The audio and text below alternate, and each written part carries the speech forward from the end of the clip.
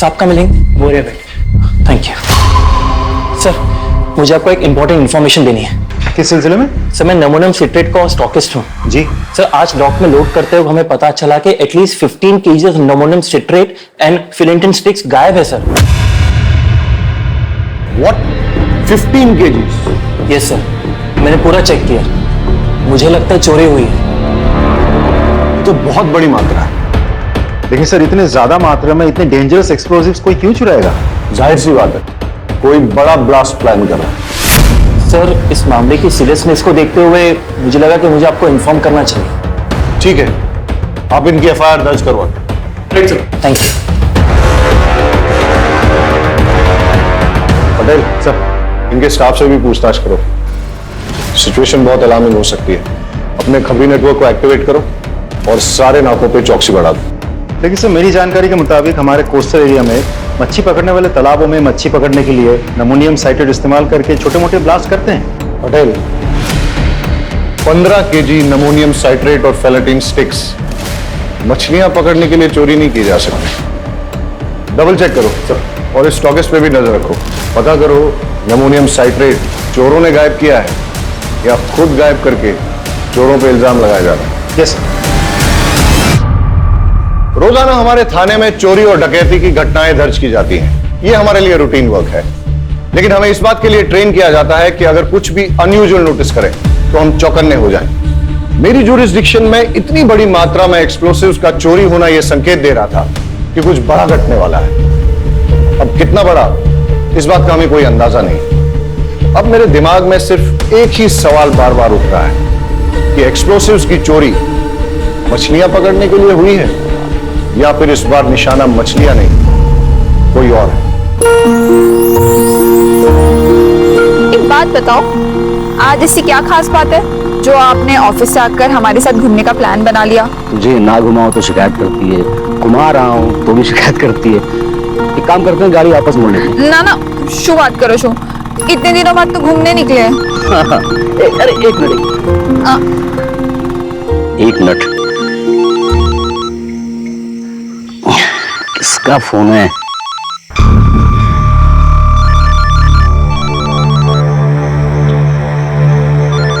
अरे शो, अच्छे कॉल तो उठा लेते। अरे वो अरे लोन वाले का फोन था। ये लोग कभी भी कॉल करते रहते हैं। हाँ सर, यहाँ पे ज्यादा मच्छी पकड़ने के चक्कर में लोग अमोनियम साइट्रेट का धमाका करते हैं। लेकिन इतनी बड़ी मात्रा में अगर कोई विस्फोटक चुरा रहा है तो इसका इरादा क्या होगा?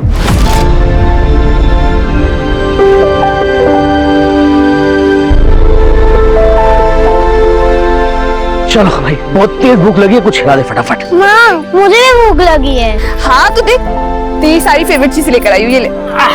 इतना सामान लग रहा पूरे गांव को खिलाएगी। हाँ, काफी टाइम बाद आया, तो सोचा एंजॉय करेंगे।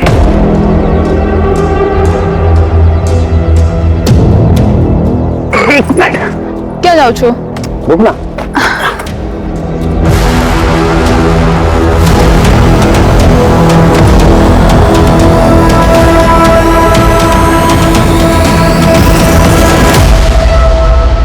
Surprise, surprise. ये तेरे लिए। मेरे लिए? खोल के देख।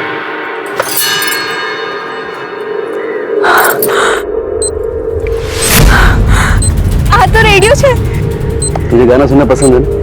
Thank you. तेरे लिए।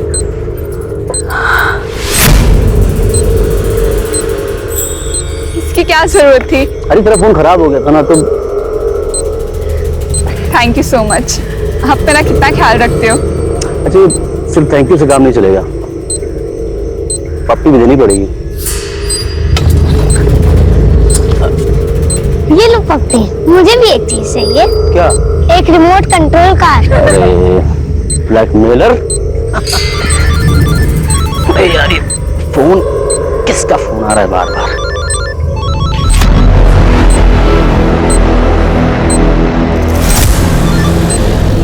हेलो जी, कितनी बार बोला है जब फैमिली के साथ रहूं तो कॉल मत किया कर, समझ गया तुझे? अरे उसे कैसे पता चलेगा?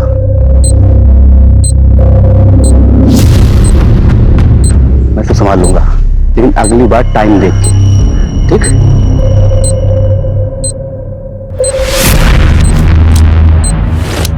अरे यार, मैं उससे बात कर लूंगा ना। तू रखा भी।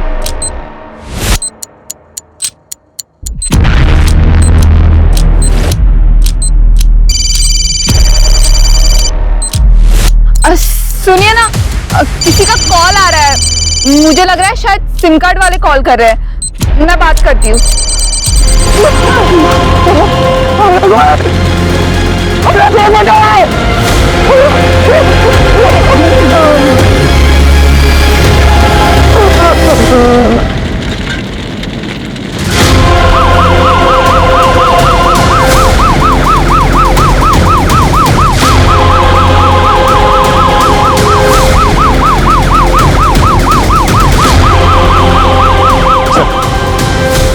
बहुत इंटेंस एक्सप्लोजन था, 2 कैजुअलिटीज हुए हैं, एक औरत और एक बच्चा मारे गए। पूरा एरिया हमने सील कर दिया।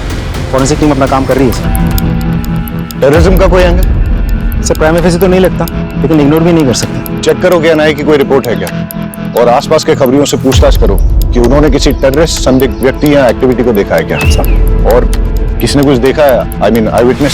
जी सर, मैं इधर से जा रहा था और देखा कि वो आदमी अपने बीवी बच्चों के साथ अच्छा खासा खेल रहा है सर। इतने में अचानक उसका फोन आता है और वो बात करते हुए सर उधर जाता है। फिर सर बम का जो धमाका यहाँ हुआ ना सर, ये तो अच्छा हुआ सर कि आज यहाँ कोई है नहीं, वरना यहाँ काफी भीड़ रहती है सर। ओके, इसका मतलब ये कि यहाँ किसी ने इसलिए धमाका किया ताकि ज्यादा से ज्यादा कैजुअलिटीज हो, मतलब टेररिज्म का एंगल हो सकता है।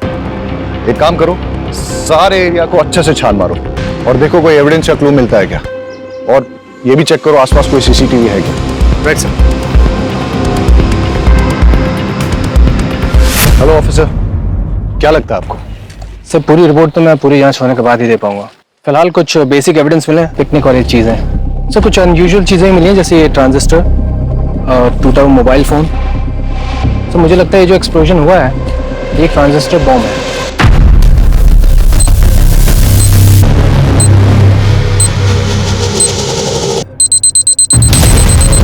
जहाँ तक एक्सप्लोजन का सवाल है, आईईडी या फिर कोई और एक्सप्लोजन, इसके बारे में भी ठीक से कहा नहीं जा सकता। Thank you officer. कोशिश कीजिएगा कि जितनी जल्दी हो सके रिपोर्ट सबमिट कर दें प्लीज। Sure sir. गणेश भाई, अगर आप चाहते हो कि आपकी पत्नी और बच्चे का हत्यारा जल्द से जल्द पकड़ा जाए तो प्लीज हमारे साथ कोऑपरेट करिए। हाँ, जरा सोच के बताइए कि ऐसा कोई है जो आपका नुकसान करना चाहता है ऐसा बॉम्ब ब्लास्ट प्लान करके। हमारी टीम को शक है कि ये ट्रांजिस्टर से ही ब्लास्ट किया गया है। ट्रांजिस्टर? इसका मतलब कि जो कुछ भी हुआ मेरी वजह से हुआ है। साहब, मैं बस ड्राइवर हूं और जो ट्रांजिस्टर मोबाइल एक पैकेट में था और वहीं से लेकर आया था। वलसाड़ आ भी गयो, आखिरी स्टॉप है, आखिरी स्टॉप। अरे सर सर, आखिरी स्टॉप है। क्या बात है गणेश भाई, रोज से 1 घंटा पहले पहुंचा दी। अरे नहीं रे, आज रास्ता साफ मिल गया तो खींच दी। लगता है भाभी का बर्थडे आ रहा है। यार मैं सोच रहा था कि शोरो तेरी भाभी घुमा देता हूँ आज कहीं, मैं इस ड्यूटी में तो कभी टाइम नहीं मिलेगा। तो है गणेश भाई, मैं क्या बोल रहा था, बोल ना। आप जल्दी जा ही रहे हो तो मैं भी जरा होके आऊं क्या? तू किधर जाएगा? अरे गणेश भाई, चल जा। लॉक। अरे मैं कर दूंगा, तू जा। चाल से गणेश भाई। कंडक्टर के जाने के बाद मैंने बस को चेक किया और जब जाने लगा तो मेरी निगाह सीट नंबर 9 के नीचे पड़ी।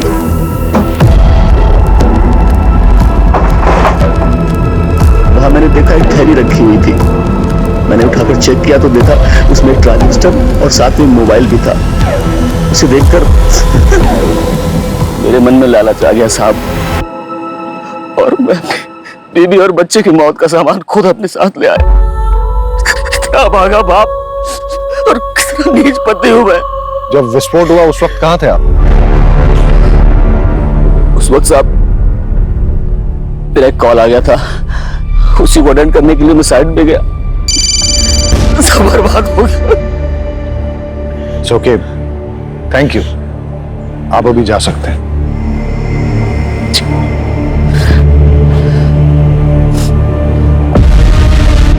सर मुझे तो इस गणेश की कहानी पे बिल्कुल भरोसा नहीं है। एकदम सही कह रहे हैं सर, इसकी कहानी पूरी मनगढ़ंत लगती है। एक काम करते हैं सर, इसको उठा लेते हैं। Let's not jump to conclusions. ये वक्त सही नहीं है इससे ज्यादा पूछताछ करने का। अभी जाने दो इसे और अपनी फैमिली का क्रियाकर्म पूरा करने दो। लेकिन हमेशा नजर रखो इस पे और कुंडली निकालो, पता करो किसके साथ उठता बैठता है। और हाँ, पड़ोसियों रिश्तेदारों से पूछो कि इसके फैमिली के साथ कैसे रिलेशन है।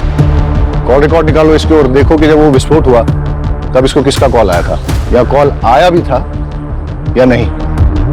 और हाँ, उस बस कंडक्टर से पूछताछ करो और ये पता करो कि वो सीट पे कौन बैठा था, किसने अपना लगेज वहां पे छोड़ दिया था या फिर जानबूझ के छोड़ा था ताकि उस आतंकवादी घटना को अंजाम दे सके। नीचे आ। अच्छा, तुम्हें याद है कि सीट नंबर 9 पे कौन बैठा था? Seat number 9? नहीं सर। रजिस्टर या टिकट की कॉपी ऐसा कुछ होगा? सर,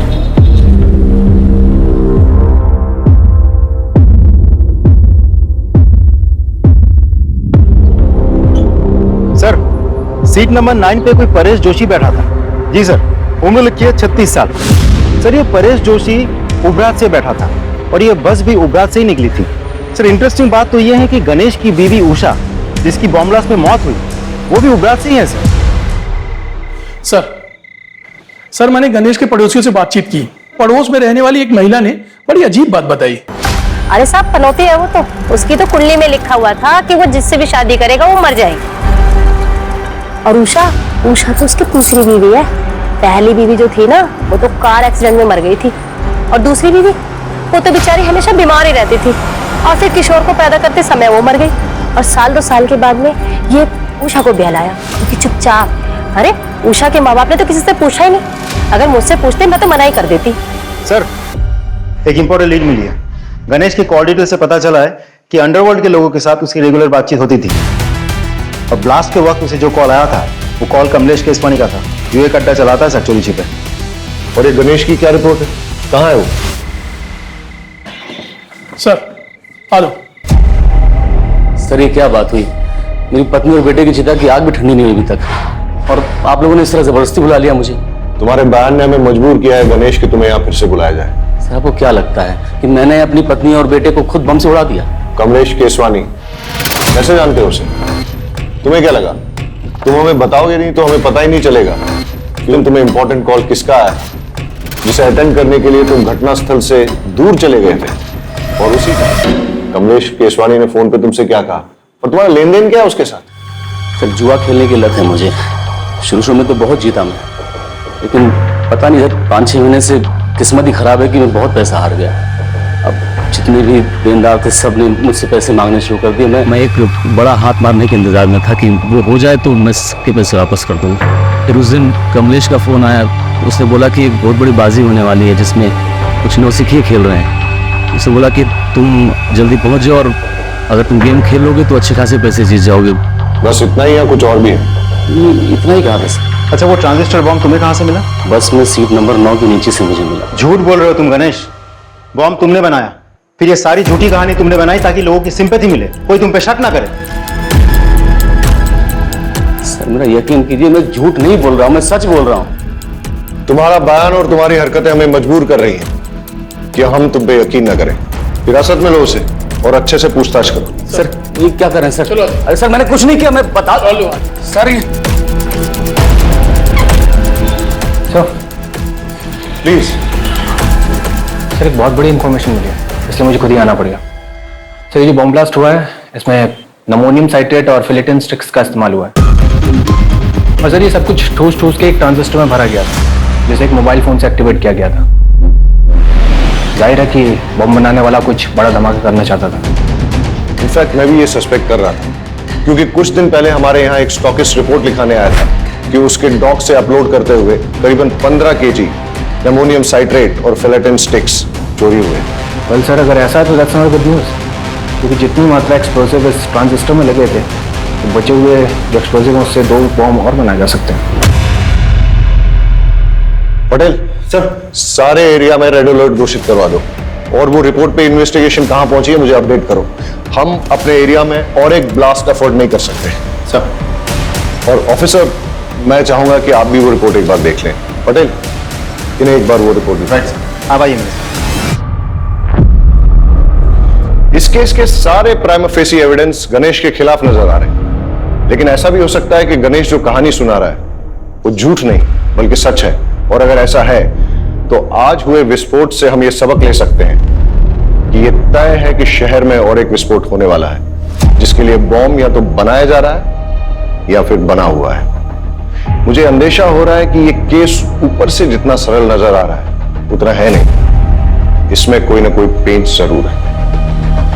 सर, फॉरेंसिक ऑफिसर के मुताबिक मोस्ट प्रोबेबली ये ब्लास्ट उन्हीं एक्सप्लोसिव से किए गए हैं जिनकी चोरी हुई है। वो स्टॉकिस्ट के सैंपल्स के साथ 90% मैच होते हैं। इसका मतलब श्योरली एक और ब्लास्ट होने वाला है। पटेल, गणेश की बीवी उबरात से है, जहां से गणेश की बस आई थी, और उस बस में सीट नंबर 9 पे परेश नाम का आदमी जो बैठ के आया था वो भी उबरात में ही बस में चढ़ा था। राइट सर, एक काम करते हैं, उबरात चलते हैं, वहां 2 टीम बना के जांच करते हैं। आई एम श्योर कोई ना कोई क्लू जरूर मिलेगा। Right sir.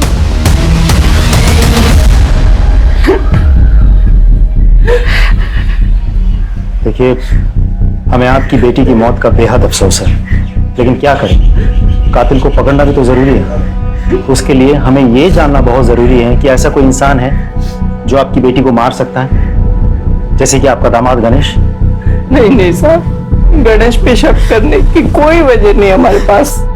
अच्छा, गणेश के अलावा ऐसा और कोई जिसके साथ उसकी कोई दुश्मनी हो, कोई अनबन हो? उषानो जूनो बॉयफ्रेंड विनायक दवे नाम है उसका। 1 नंबर नो दारूडियो ने गुंडो छे।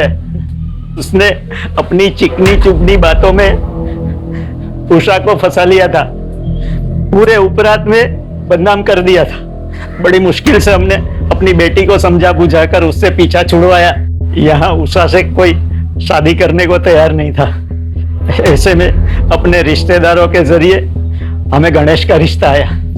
और विनायक का क्या रिएक्शन था? वो तो धमकियों पे उतर आया था, धमकी देने लगा था कि उषा को नहीं छोड़ेगा।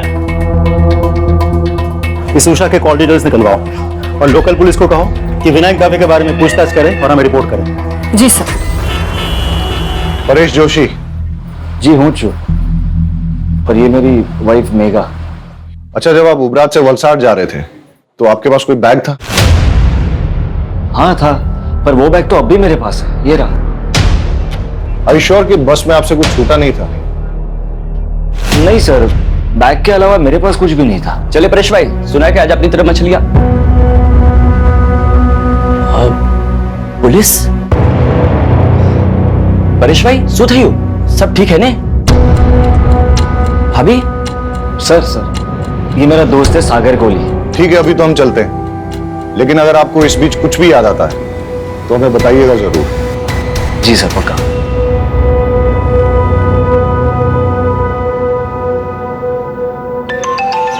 Excuse me. Hello, thank you sir, forensic team की कॉल थी सर। टीम ने उस ट्रांजिस्टर के मेक और मॉडल का पता लगा लिया है। साथ ही उस फोन का IMEI नंबर भी मिल गया सर, जिसे डेटोनेटर के लिए इस्तेमाल किया गया था। एक बात और सर, उस फोन पर सिर्फ एक कॉल आई थी और वो कॉल उबरात के किसी PCO से था। क्या एक जगह जितनी शांत दिखती है ना, उतनी है नहीं। ट्रेस करो ये IMEI नंबर किसके नाम पर रजिस्टर्ड, और अगर ट्रांजिस्टर के मेक और मॉडल का पता चल गया तो मैन्युफैक्चरर से बात करो और पता करवाओ यहाँ उबरात और वलसाड़ में उसे डिस्ट्रीब्यूट कौन करता है। Right sir. सर, उषा के माँ बाप से मेरी बात हुई। उषा के पेरेंट्स ने उषा की शादी उसके पुराने प्रेमी विनायक दवे से नहीं, गणेश से करवाई थी। ये विनायक के बारे में कुछ पता किया? सर, गुंडा और शराबी है, और वो लगातार उषा को शादी के बाद से धमकी दे रहा था कि अगर वो वापस लौट के उसके पास ना आए तो वो सिर्फ अपने आप को ही नहीं, उषा को, उषा के हस्बैंड को और बच्चे को, सबको मार देगा। ये मैसेज अभी भी उषा के फोन में है। तो विनायक कहाँ है अभी? उठा लिया सर। गणेश की बस में ट्रांजिस्टर बॉम्ब तूने प्लांट किया ना? नहीं सर, कुछ नहीं किया। मैं बस उसको मारकर चाहता था कि उषा मेरी जिंदगी में आ जाए सर, लेकिन बम मैंने नहीं लगाया सर। तूने उषा को धमकी नहीं दी थी कि अगर वो लौट के तेरे पास ना आए तो तू उषा को, उषा के हस्बैंड को, उसके बच्चे को, सबको मार डालेगा? मैंने धमकाया था सर, मैं उसे नहीं भूल पा रहा था सर, लेकिन विस्फोटक में मेरा कोई हाथ नहीं है सर। सच में सर? देखते हैं तेरी बात में कितनी सच्चाई है। फिलहाल तो इस विनायक को छोड़ देते हैं, लेकिन नजर रखो इस पे और पता करो कि जिस दिन ब्लास्ट हुआ उस दिन ये कहा था। इस मेक और मॉडल का ट्रांजिस्टर आपके दुकान से बेचा गया था? हाँ साहब, मैंने बेचा था। किसे बेचा था? वो तो साहब मुझे याद नहीं है। क्यों, बिल बुक में होगा ना? साहब क्या छोटी सी दुकान है, वो कैश में बेचा था ताकि इनकम टैक्स में थोड़ी छूट मिल जाए। पता है ना ये गैर कानूनी है। हाँ, उस ट्रांजिस्टर का इस्तेमाल बॉम्ब ब्लास्ट में किया गया है। अरे साहब मुझे पता नहीं, मैं तो गरीब आदमी हूं, मुझे माफ कर दो। अच्छा, जिसे वो ट्रांजिस्टर बेचा था उसकी शक्ल याद है? कहीं ये तो नहीं था वो आदमी? नहीं साहब, वो तो एक औरत थी। औरत थी? जी साहब, बल्कि साहब वो तो आज एक और ट्रांजिस्टर लेके गई है। मैंने उसको पूछा मैडम क्या बात है एक के बाद एक, तो बोली कि उसके जिस दोस्त का बर्थडे था उसको मना नहीं पाई, तो बोली कि परसों किसी उसके दूसरे दोस्त का बर्थडे है, बोली इस बार अच्छे से धूम धड़ाका करूंगी। दुकान में सीसीटीवी भी नहीं लगा है? नहीं साहब, छोटी सी तो दुकान है। आगे से बिल बुक मेंटेन कीजिएगा। जी साहब। लोकल पुलिस से कहो कि इस दुकान पर और इस दुकान के मालिक पे नजर रखें। सर, अच्छा इस IMEI नंबर का मोबाइल तुम्हारी दुकान से बेचा गया था? एक मिनट सर, चेक करके बताता हूँ।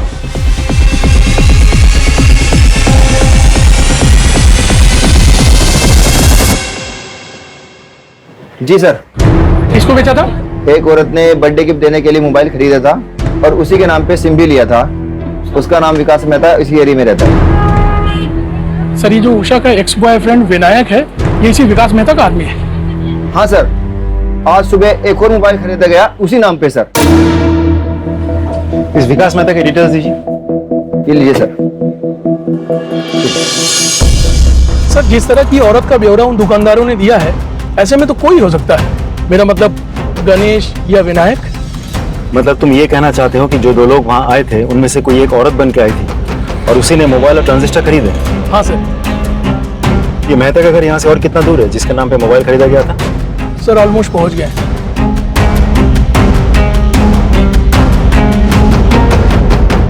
ओह हेलो, क्या ये सरकारी गार्डन नहीं है जो अंदर घुसते चले जा रहे हो? मेरा घर है, मेरी परमिशन के बिना यहाँ पत्ता भी नहीं हिलता। वलसड में जो बॉम्ब ब्लास्ट हुआ था, क्या जानता है उसके बारे में? इतनी जानकारी है जितनी न्यूज और पेपर में दिखाई गई थी, समझा?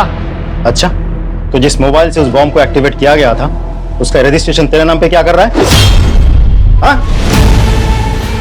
सर शुरुआत करो तो मैं, कौन सा मोबाइल, कैसा मोबाइल? सर मेरा मोबाइल मेरे पास है सर। क्यों, अभी टोन चेंज हो गया तेरा? सर मैं सच बोल रहा हूँ, मेरा मोबाइल मेरे पास है। आप मुझे नहीं पता आप कौन से मोबाइल की बात कर रहे हैं। सर ये ऐसे नहीं मानेगा, इसको पुलिस स्टेशन लेके चलते हैं, फिर सब सच उगलेगा। वलसड में बॉम्ब ब्लास्ट करवाने के जुर्म में तुझे गिरफ्तार किया जा रहा है। और कोई सवाल? ये IPC की कौन सी धारा लगाऊं यही बता दूं। लेकर आओ इसे। चल मेरी बात सुनो, मेरा कुछ नहीं है इसमें। अरे एक मिनट भाई, मारी बात मारो। अरे मैं कहीं नहीं करी, मैंने क्या मारा था? अरे साहब मेरा यकीन कीजिए, मैंने कुछ नहीं किया, वो बॉम्ब प्लान नहीं किया मैंने। ये विनायक तेरा ही आदमी है ना जिसे तूने गणेश की बस में बॉम्ब रखवाया था? अरे साहब वो एक नंबर का नशेड़ी और शराबी किस्म का इंसान है, वो क्या किसी बस में बॉम्ब प्लान करेगा? उसे शराब पीने से तो फुर्सत मिलती नहीं है। साहब जो हमारी बात सांभो, तब खोटा मानस ने पकड़ी मुक्की से। अरे वो बाहर गुनेगार फिर रहा है, उसको पकड़ो जाके। ये जब तक सच ना उगले ना, टूटते रहो इसे। हमारी बात सांभो, तब खोटा मानस से पकड़ो। सर मेहता कुछ बोला? बहुत थोड़ा सा, लेकिन मुंह नहीं खुल रहा। बहुत शातिर है। बैकग्राउंड क्या है उसका? नामी गुंडा है सर, आसपास के एरिया में दादागिरी करता फिरता है। ऑलरेडी बहुत सारे केसेस दर्ज है उस पर। एक बात और सर, मेहता के जिस KYC डॉक्यूमेंट्स पर वो सिम कार्ड खरीदा गया था वो फेक है। मतलब कोई मेहता को इस केस में फंसाना चाहता है? हो सकता है और नहीं भी हो सकता, लेकिन तुमने कहा कि मेहता बहुत शातिर है और कई केसेस दर्ज हैं उसमें, इसलिए ऐसा हो सकता है कि अपने आप को प्राइमा फेसी सस्पेक्ट बनाने के लिए उसने ये सब जानबूझ के किया और बाद में सिंपैथी पाकर सस्पेक्ट लिस्ट से बाहर हो गया। मोबाइल और ट्रांजिस्टर की दुकान से कुछ पता चला? सर कुछ खास नहीं, लेकिन दोनों दुकानदारों ने एक अजीब बात कही। जिस लड़की ने पहले मोबाइल और ट्रांजिस्टर खरीदा वो आज सुबह फिर आई थी। जब दुकानदारों ने पूछा कि ऐसी भी क्या खास बात हो गई, तो पता है उस लड़की ने क्या कहा? उसने कहा कि कल जिस फ्रेंड का जन्मदिन था वो हम ढंग से मना नहीं पाए, लेकिन परसों एक और फ्रेंड का जन्मदिन है, वो हम बहुत धूमधाम से मनाएंगे। कुछ समझ में आया पटेल? अपराधी के दिमाग में जो चल रहा होता है वो अक्सर कहीं ना कहीं उसके मुंह से भी निकल जाता है। कल का जन्मदिन ठीक से मना नहीं पाई, यानी कल जो ब्लास्ट हुआ परसों फिर से जन्मदिन मनाएगी। वो भी धूमधाम से। मतलब समझते हो इसका? मतलब परसों और एक ब्लास्ट होने वाला है, लेकिन हमें नहीं पता कि कब और कहां। और परसों का मतलब यह भी कि हमारे पास सिर्फ 48 घंटे हैं उसे रोकने के लिए।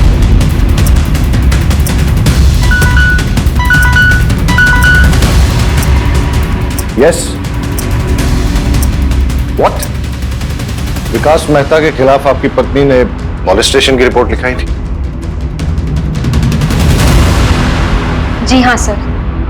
दरअसल उस दिन परेश जी अपने दोस्त के साथ सूरत गए थे और मैं घर पर अकेली थी। अगर मेहता को सर बड़ी इंटरेस्टिंग इंफॉर्मेशन मिली है। सर गणेश ने लगभग 1 महीना पहले अपनी पत्नी उषा के नाम पर 25 लाख की इंश्योरेंस पॉलिसी करवाई। 1 महीना पहले तूने अपनी बीवी के नाम पे 25 लाख का इंश्योरेंस लिया था। इतने सारे कोइंसिडेंसेस नहीं हो सकते, इसलिए सच सच बता दे। ज्यादा मारपीट नहीं होगी, इसलिए जेल जाओ और वहां पश्चाताप करो, वरना खाल खींच के उसमें तेज मसाला भर दूंगा, समझा? जितना मुझे पता था मैंने सब आपको बता दिया। इससे ज्यादा मैं कुछ नहीं जानता। सिर्फ सच बोलेगा। सच ही तो बोल रहा हूं सर, कि मेरी बात का कोई विश्वास ही नहीं कर रहा है। चल ठीक है, मान लेते हैं। फिर ये बता कि तेरे अलावा तेरा बीवी और बच्चे की मौत से किसी और को फायदा हो सकता है क्या? गौतम। कौन गौतम? मेरा बड़ा भाई। वो चाहता था कि मैं और मेरा पूरा परिवार खत्म हो जाए। साफ साफ बता। सर, मेरा भाई गौतम और उसकी वाइफ सीमा दोनों की शादी के बाद एक बेटा हुआ था। उस वक्त मैं कॉलेज में पढ़ रहा था। एक दिन मैं अपने भतीजे को, मतलब उनके बेटे को बाइक पे बिठा के घुमाने ले गया और एक्सीडेंट हो गया जिसमें वो मर गया। ये सब मेरी शादी के पहले हुआ था सर। मैंने उन दोनों से बहुत माफी मांगी, लेकिन उन्होंने मुझे माफ नहीं किया। जिंदगी भर का बैर पाल लिया। अभी 4-5 महीने पहले की बात है सर। माँ की तबीयत बहुत खराब थी तो पिताजी ने हम सबको बुलाया था। ये सरासर अन्याय है पिताजी। आप सब कुछ इसके बेटे के नाम कैसे कर सकते हैं? कोई अन्याय नहीं कर रहे हम। हमें जो लगा वो ठीक समझा वो हमने किया। और वैसे भी इसका बेटा जो है वो इस घर का चिराग है। ये किशोर ही है जो हमारे खानदान और पुरखों का नाम रोशन करेगा। लेकिन इस गणेश ने जो मेरे बेटे की बदली चढ़ा दी उसका क्या बाबूजी? हाँ, अभी क्या बात कर रही हैं? वो एक्सीडेंट था। सोच समझ के किया था तूने, साजिश थी तुम्हारी। इस बात पर मुझे कोई बहस नहीं चाहिए। और वैसे भी जो कुछ भी हमारा है, हमें निर्णय लेना था, हमने सही निर्णय ले लिया। ठीक है? आ तो बहुत जुलूम छे। मैं ना इतनी आसानी से हार नहीं मानने वाली। देख लो तुम। लेकिन हम वसीयत तो नहीं बदल सकते ना। तो क्या करोगे तुम? हाथ पे हाथ धरे बैठे रहोगे? उसने मेरे बेटे को मार दिया और अब वो पूरी जायदाद हड़पना चाहता है। कुछ समझ रहे हो तुम? अरे आदमी हो या नामर्द? नामर्द नहीं हूं, देख लूंगा मैं उसे। अरे होने दो उसके बेटे के नाम जायदाद। जब उसका बेटा, उसकी बीवी और वो खुद इस दुनिया में नहीं रहेगा तो सब जायदाद अपने आप हमारे नाम हो जाएगी। चल मान लेते हैं कि गौतम तेरे परिवार की जान का दुश्मन था, लेकिन उसे बॉम्ब बनाना आता था क्या? सर, सिविल इंजीनियरिंग की उसने। सड़कें बनाता था, पहाड़ों को तोड़ने के लिए बम विस्फोट करता था। लेकिन बाद में उसने नौकरी छोड़ दी और घर पे ही ये इलेक्ट्रॉनिक्स आइटम को रिपेयर करने का काम शुरू कर दिया। आसानी से बम बना सकता है वो।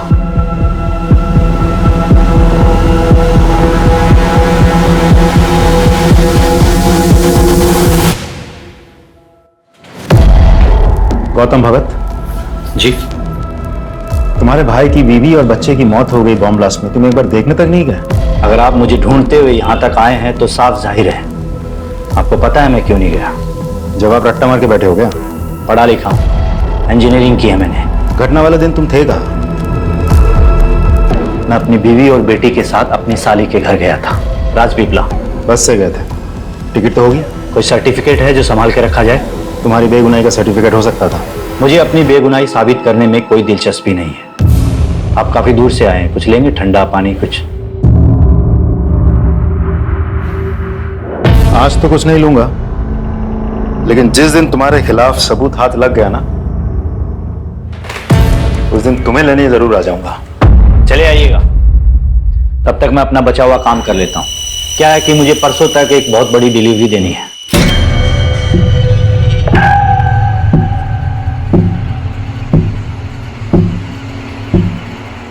जी सर, और जैसा उसका बैकग्राउंड है और जिस तरीके से वो मुझसे बात कर रहा था, मुझे तो लगता है ये पूरी घटना के लिए वही जिम्मेदार है। और वो कह भी रहा था कि परसों उसको कहीं डिलीवरी देनी है। उसे इमीडिएटली स्कैनर पे डालो और उसकी बीवी का फोटो वो मोबाइल और ट्रांजिस्टर शॉप ओनर्स को दिखाओ, पहचान करवाओ। हो सकता है कि ये इन्हीं का किया करा है। ये नहीं थी? नहीं साहब, ये नहीं थी।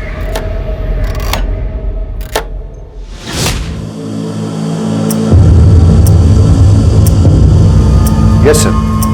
सर मैंने पूरे डिस्ट्रिक्ट में हाई अलर्ट घोषित करवा दिया है। Okay sir.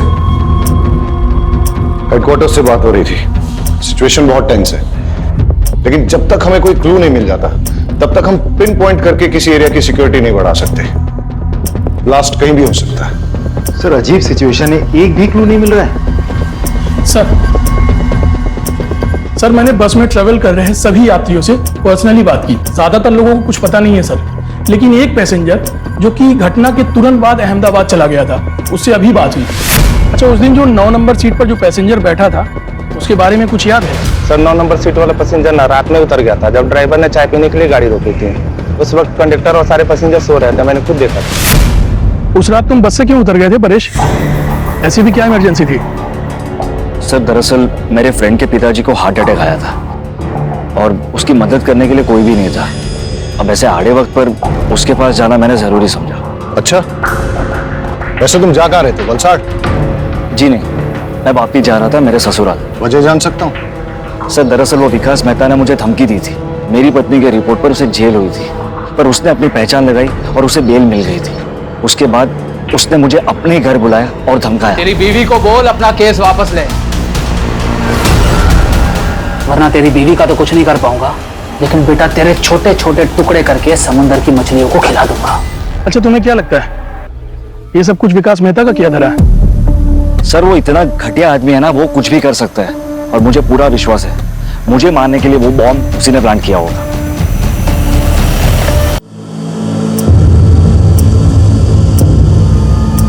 Sir at present हमारे पास टोटल 5 थ्योरीज है जिन पे हम काम कर सकते हैं। पहली, गणेश ने अपनी बीवी उषा को मारने के लिए बॉम्ब प्लांट किया।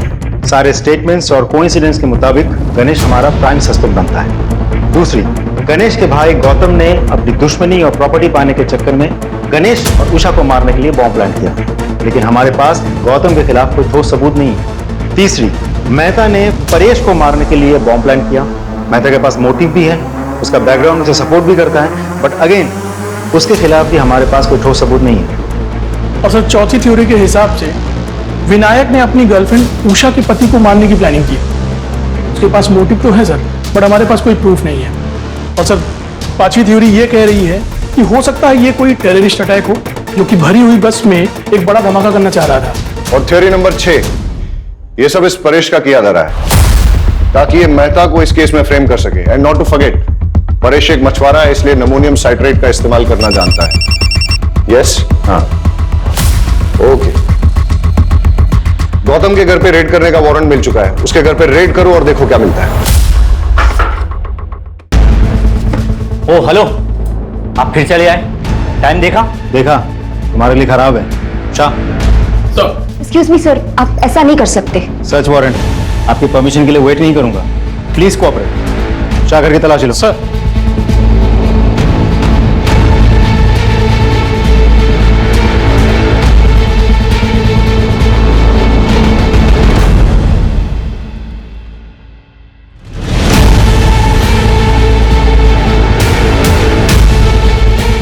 सर ये देखिए क्या मिला। क्या ये?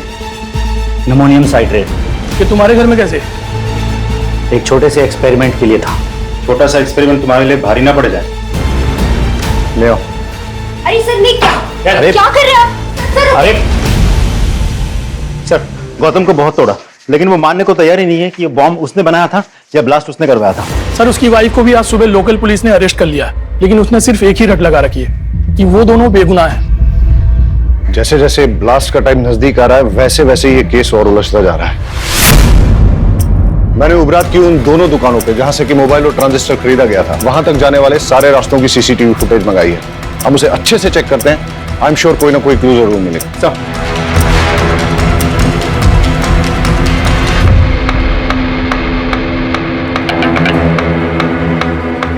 हमें सारे एविडेंस बारीकी से चेक करने चाहिए।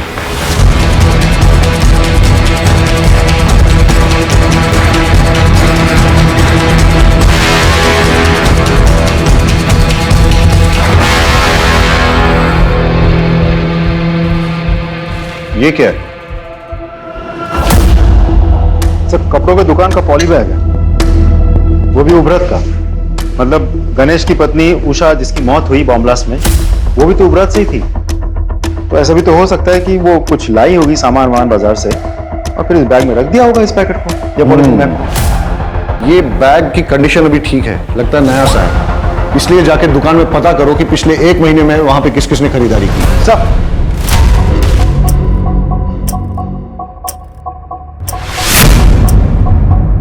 अच्छा, सामान बेचने के बाद आप लोग बिल बुक तो मेंटेन करते होंगे? जी सर। तो पिछले 1 महीने में जो भी सामान आपने बेचा है उसके बिल्स दिखाइए। Yes sir.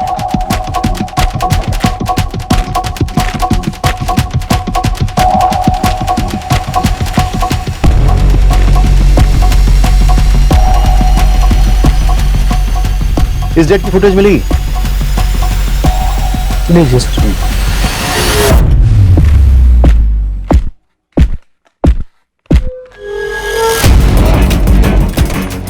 ये जानते हैं आप? हाँ सर। सारे फुटेजेस ले लो। सर ये थी वो औरत? हाँ सर यही थी। यही औरत थी वो? जी साहब यही थी। सर दोनों दुकानदारों से कंफर्म किया, ये वही औरत है। आपका शक बिल्कुल सही था। जिस चीज को हम हल्के में ले रहे थे वही चीज हमें कल्प्रिट तक पहुंचाएगी। इनफैक्ट कल्प्रिट का पता चल गया है, एटलीस्ट चेहरा तो दिख गया। We are running against time, लेकिन लकीली हमें पता है कि कल्प्रिट कौन है। लेकिन हमारे पास उसके खिलाफ न तो कोई एविडेंस है और न ही सबूत, इसलिए हमें उसे रंगे हाथों पकड़ना होगा। हम सब सादे कपड़ों में गांव में फैल जाएंगे और निगरानी करेंगे और इंतजार करेंगे कि कल्प्रिट कब और कहां बॉम्ब को प्लांट करता है, और जैसे ही वो बॉम्ब को ब्लास्ट करने की कोशिश करेगा तभी हम उसे जाके रंगे हाथों पकड़ लेंगे। Am I clear? Yes, sir. Let's go.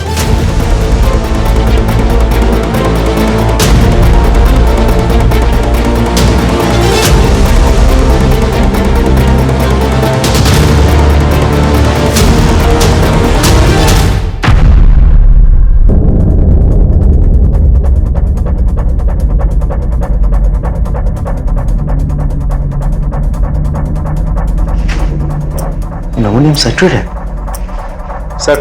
हाँ पटेल। सर हमारा शक बिल्कुल सही निकला। चुराया हुआ अमोनियम साइट्रेट और फिलेटिन स्टिक्स यहाँ छुपाए गए हैं और बॉम्ब बनाने का सारा सामान भी यहाँ मौजूद है। तुम उस पर नजर जमाए रखो, मैंने भी इसको रडार पे ले लिया है। Right sir.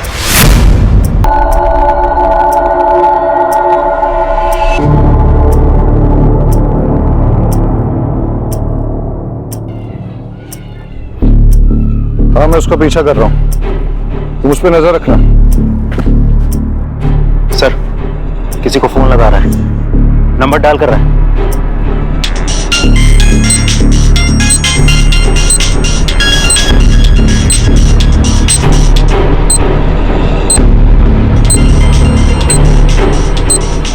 आवाज क्या थी आज?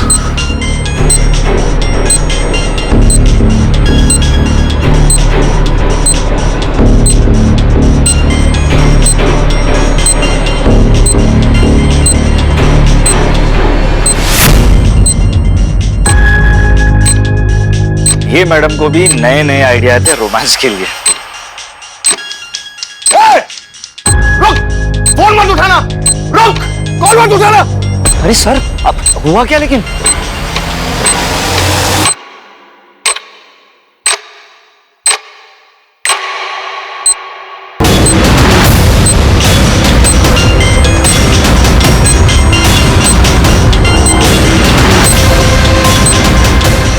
सर ये है क्या? ये कॉल नहीं था, तुम्हारी मौत का फरमान था।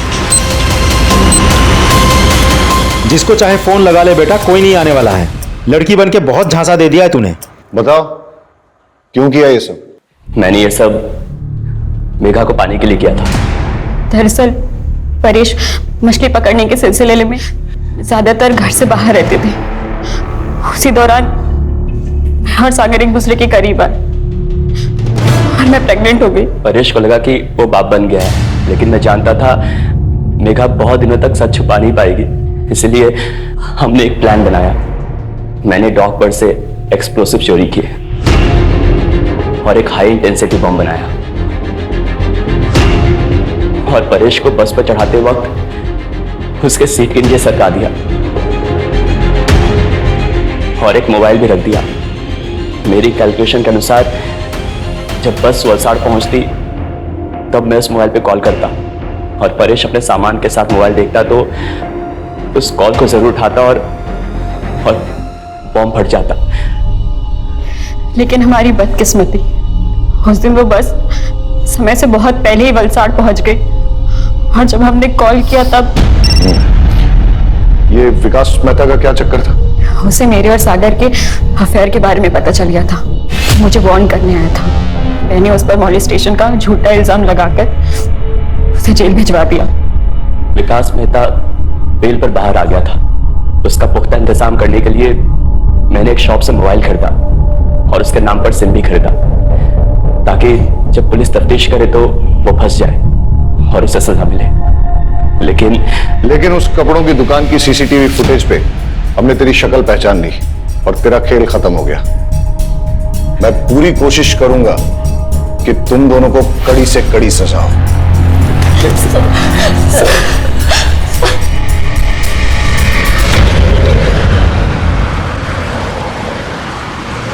अजीब ड्यूटी है हमारी, हर किसी पर शक करना पड़ता है, लेकिन हमारे प्रोफेशन में शक न करना एक गुनाह है। लेकिन जब एक गणेश जैसे मासूम पर शक करना पड़ता है और उसे कड़े तरीके से पूछताछ करनी पड़ती है और आखिरकार जब सच सामने आता है, बड़ा दुख होता है। कई बार सोचता हूं कि क्या गलती थी गणेश की पत्नी उषा की या उसके बेटे किशोर की। उनका क्या लेना देना था परेश, सागर, मेहता, मेघा, इन सब से, इनके गलत संबंधों से या इनकी दुश्मनी से। लेकिन फिर भी इस षड्यंत्र का शिकार उन्हें बनना पड़ा। वजह लालच। अगर गणेश ने वो बैग खुद ना रख लिया होता और पुलिस को लाके सौंप दिया होता तो शायद ये हादसा नहीं होता। सर हेडक्वार्टर से कॉल आई थी, एक बस में कुछ लोगों को बंधक बना लिया गया है। चलो